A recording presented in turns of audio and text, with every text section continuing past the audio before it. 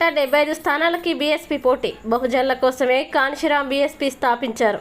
BC ఆత్మీయ సభలో మాజీ డీజీపీ జె పూర్ణచంద్రరావు. విశాఖపట్నం బహుజనుల చైతన్యం కోసమే కాన్షీరాం బహుజన సమాజ్ పార్టీని స్థాపించారని మాజీ డీజీపీ జె పూర్ణచంద్రరావు అన్నారు.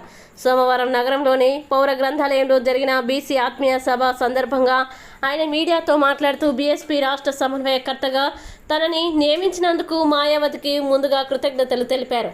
రాష్ట్రంలో 2 ప్రధాన పార్టీల 2 కులాల మధ్య రాజకీయ సంఘర్షణ జరుగుతుందన్నారు. కోట్లు ఇచ్చి ఓట్లు కొనుగోలు చేసే ధనవంతులు మాత్రమే ప్రధాన రాజకీయ పార్టీల్లో ఉంటూ ప్రజల్ని శాసిస్తున్నారని ఆవేదన వ్యక్తం చేశారు.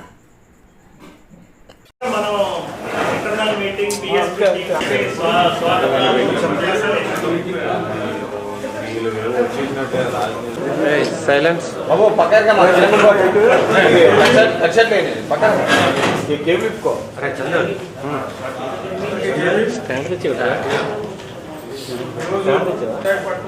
సార్ సార్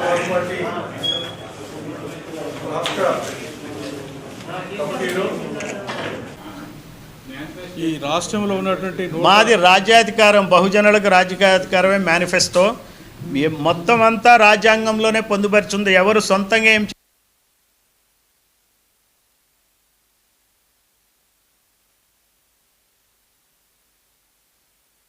రాష్ట్రంలో బహుజన్ సమాజ్ పార్టీ రాష్ట్ర కోఆర్డినేటర్గా నేను నియమితులైనందుకు, నన్ను నియమించినందుకు బెహంజీ కుమారి మాయావతి గారికి నా ధన్యవాదాలు తెలియజేస్తున్నాను. నాతో పాటు పనిచేస్తున్నటువంటి రాష్ట్ర అధ్యక్షులు పరంజ్యోతి గారు తదితర మిత్రులందరికీ శుభాభివందనాలు. ఈరోజు ఇక్కడికి నాకు ఉత్తరాంధ్ర రావటం చాలా ఆనందం కలిగింది. ఎందుకంటే గతంలో నేను ఇక్కడ 2 జిల్లాల్లోనూ పనిచేసిన, ఇటు విశాఖపట్నం అటు శ్రీకాకుళం. ఈ జిల్లాలన్నీ కూడా వాతావరణం ఎట్లా ఉంటుందంటే ఇవన్నీ బహుజనుల జిల్లాలు. ఇవి రాష్ట్రాన్ని ఏలేటువంటి కులాలు ఏవైతే 2 ఉన్నాయో ఆ 2 కులాలకి సంబంధం లేని జిల్లాలు ఈ బహుజన్ జిల్లాలు. అయితే ఈ బహుజన్ జిల్లాలు బహుజనుల చేతిలో ఉన్నాయా, ఎవరి చేతిలో ఉన్నాయో మనం ఈ రోజున ఆలోచించాలి. ఈ రోజునున్న పరిస్థితులు ఎట్లా ఉన్నాయంటే రాష్ట్రంలో 2 కమ్యూనిటీస్ మధ్య, 2 కులాల మధ్య, 2 పార్టీల మధ్య విపరీతమైన సంఘర్షణ వాతావరణం కొనసాగుతుంది. రాజకీయ వ్యాపారం కొన్ని వేల కోట్ల రూపాయలతో సాగుతుంది.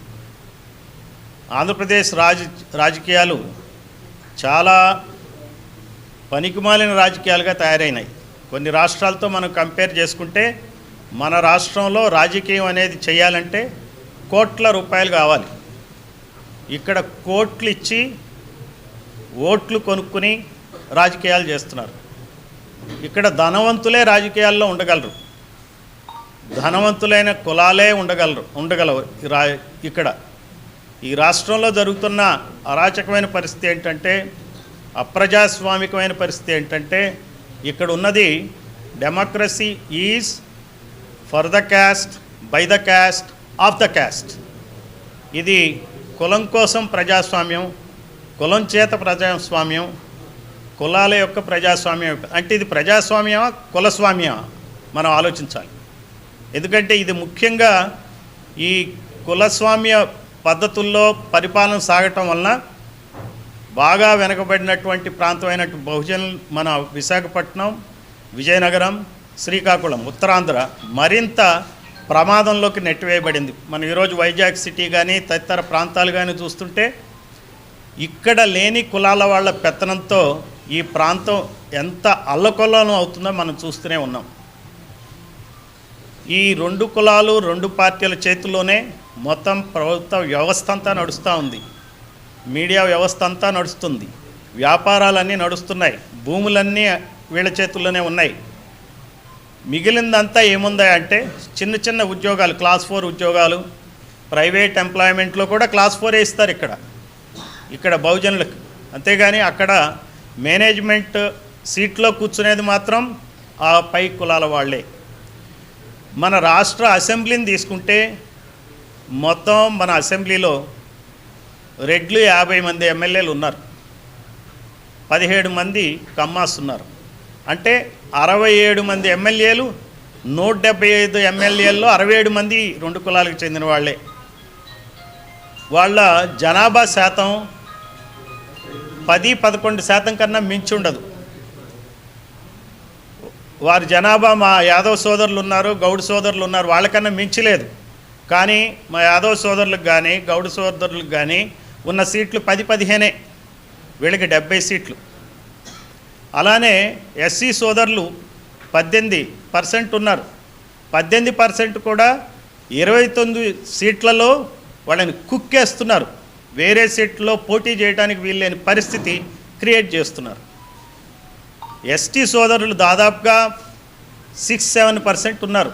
ఈ 2 కులాల కన్నా ఎక్కువే ఉన్నారు. కానీ వాళ్ళని 7 సీట్లకే పరిమితం చేస్తున్నారు. ఏమంటున్నారంటే ఇది మీ సీటు, మీరు ఇక్కడ పోటీ చేయండి, అది ఓసీ సీటు, మీరు పనికిరారు. కానీ మరి